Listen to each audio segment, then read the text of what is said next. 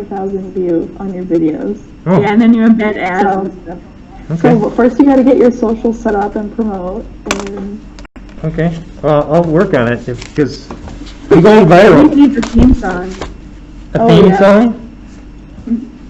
Did you say a theme song? Yeah. Yeah. I'll think about it. Okay. So 3.1 derivative of a function.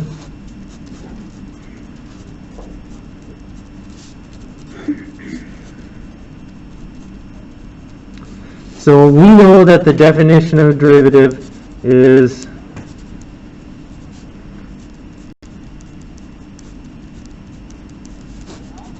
that.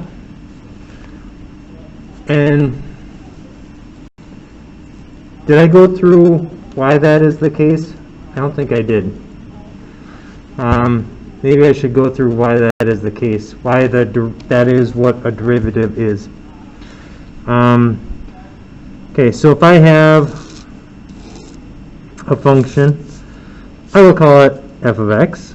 It's very creative. And it's between two different points. I'll call this point x. And the distance between these two I'm going to call h. Then this point right there would be x plus h. That's that x value is. Okay, so h is the interval in between two different x's. Okay, so if that is f of x, this ordered pair right there is x comma f of x. We agree with that? And this ordered pair would be x plus h comma what?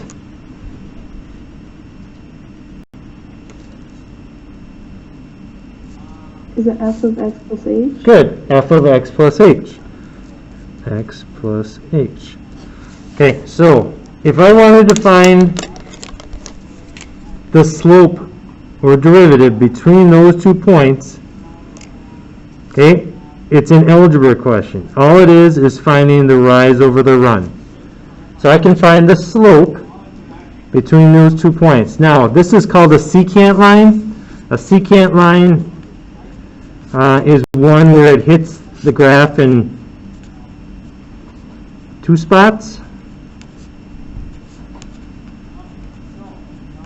Okay, so if we go here to here, that's called a secant line.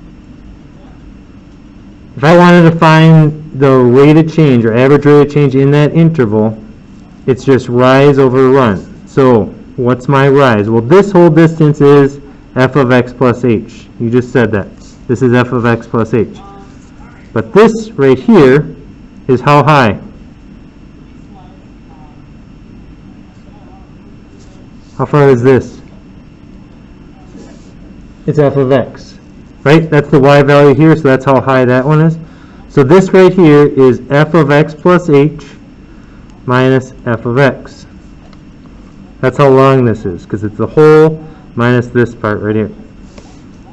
This distance is, well, we defined it to be h. It's x plus h minus x, or just, we know that that is h. So then the slope, or the rate of change, would be f of x plus h minus f of x over h. And that'll give you the slope between those 2 points.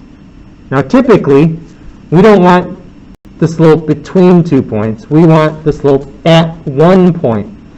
So what we can do is, we can make this triangle smaller, maybe between these 2 points. Or even smaller between these 2 points. Or even smaller, so small that what does my h approach?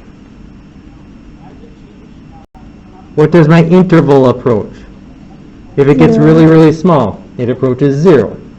So if we wanted to find the slope at 1 point, we need to make h 0. So that's why we say the limit as h approaches 0. So that's why it gives you this derivative, or the slope at one particular point. So that's where that comes from. In your note, so some notation. This right here means f prime of x. That just means the derivative. Ways to write derivative: f prime of x, y prime. You could do dy dx. I'm just looking at my notes here. df, I rarely do this one. d dx of f of x. The two most common ones are, well, the three most common. These ones we'll use all the time, interchangeably. And this is a little more descriptive, like this is a little more descriptive. This is not as descriptive because we don't know what the independent variable is. We don't know that it is with respect to x. These show that the function is written in terms of x. This we don't know for sure.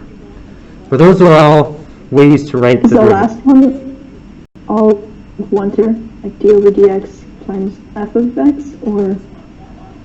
It's like if we have a function and we find the derivative of it with respect to x, we'd be finding the derivative of the whole f of x.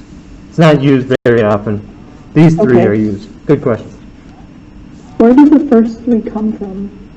Well, if you have f of x equals x squared plus 1, and we went through that whole process right here, you're going to get the derivative is equal to 2x. This right here will get us 2x for this problem. Okay, so we would write f prime of x equals 2x. If it was originally y equals x cubed minus 4x squared plus 10, and you wanted to find its derivative, the derivative would be 3x squared minus 8x. So you can see that there's a whole lot easier way of doing it than using this difference quotient. I can do it in my head that quickly. And maybe you can figure out what the pattern is. But if it's written y equals, then your derivative would be y prime equals. If you wanted to do another derivative, you do y double prime, it'd be 6x minus 8. So when that point where you plug in 0 for h, where Yep. you find the slope of a point, that point is the derivative, or that's the limit? What is that called? So once you plug in 0 for h, and you'll have what's left. Oftentimes it'll have x's in it. That's your derivative. So if you go through x squared plus 1, go in all the way through here. I have one here in our notes. So looks like it's 2x cubed plus 3x. So we plug that into the difference quotient. We go through a whole bunch of algebra and a whole bunch more algebra. And we factor out an h, and we cross off the h's. Now we're right here. Now we make all of our h's 0. This right here is our derivative. F prime of x is 6x squared plus 3. So if I want to know what the slope of this original function is, at 1, you plug 1 in for x. So you do like f prime of 1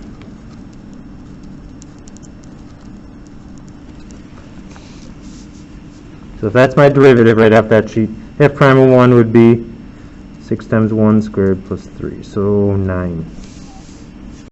F prime of negative 2 would be 27. Okay. All right, a lot of 3.1 has to do with the graphs of the derivatives, and this is going to make you think a lot. Page 97.